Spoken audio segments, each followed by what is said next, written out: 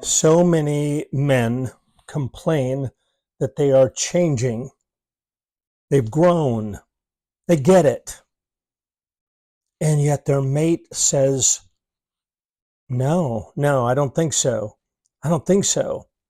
Why might there be such a chasm between what he thinks and what she thinks? I'm going to explain it in just a few moments here. I'm Dr. David Hawkins, Director of the Marriage Recovery Center and the Emotional Abuse Institute. And I think a lot can be explained by an understanding of Scripture, a Scripture specifically. And the Scripture is little foxes that spoil a vineyard. Another translation says little foxes that ruin a vineyard. Now, what does all of this mean? It means, I think it can mean, that while on the one hand, someone who is really in counseling, depth counseling, maybe they're in our core men's group and they're working their way through the program and they are beginning to have an understanding of the harm that they have caused. And they may have a beginning understanding of the harm they have caused. However, they are overlooking, denying, defending other details in the relationship that continue to cause horrific harm. Let me give you an example. Let's say that you're going through the day and your mate feels frustrated and then blurts out, "Oh yeah, you have to have your way, don't you?"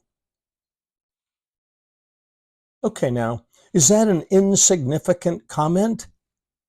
Or is that part of a tapestry, a pattern of actions on his part that would suggest he's not really attending to the details of the harm that he has caused? He doesn't really understand the full patterns and the consequences of those patterns, the huge negative impact of a passive-aggressive barb done again and again and again and again. Oh, maybe it's a look. Maybe it's a neglectful comment. Maybe it's profound neglect, which I've done a number of videos on. Maybe it's sarcasm. So, little foxes that ruin the vineyard. Little comments that would suggest that he doesn't really take ownership for all of the ways that he is causing harm and the horrific impact of those attitudes and habits that he is overlooking, minimizing, rationalizing, justifying, thinking they are inconsequential, and they are hugely consequential. If he watched more closely, he would notice her wince. He would sense her pull back. He would sense that he has caused harm. And he didn't see it. He just didn't see it.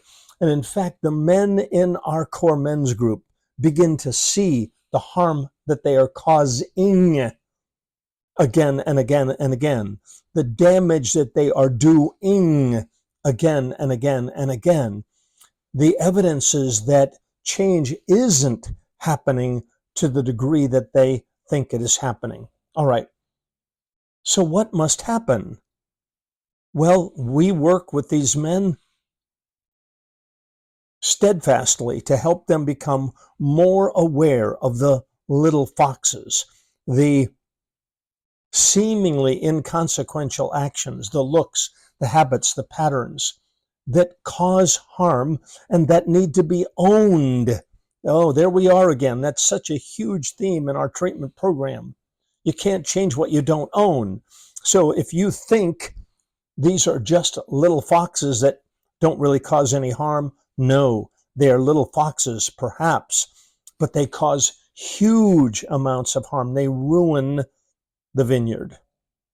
And so this means an increased level of awareness needs to occur, with an increased level of ownership, with an increased level of change, to really bring about the possibility of healing in the relationship. All right, I want to know what you think about this scripture, what you think about the application I've made to treatment, and please click on that link to subscribe to future videos. Let us know what you think about this video, and click on the link to get further help from us if we can help you in your path toward clarity and healing.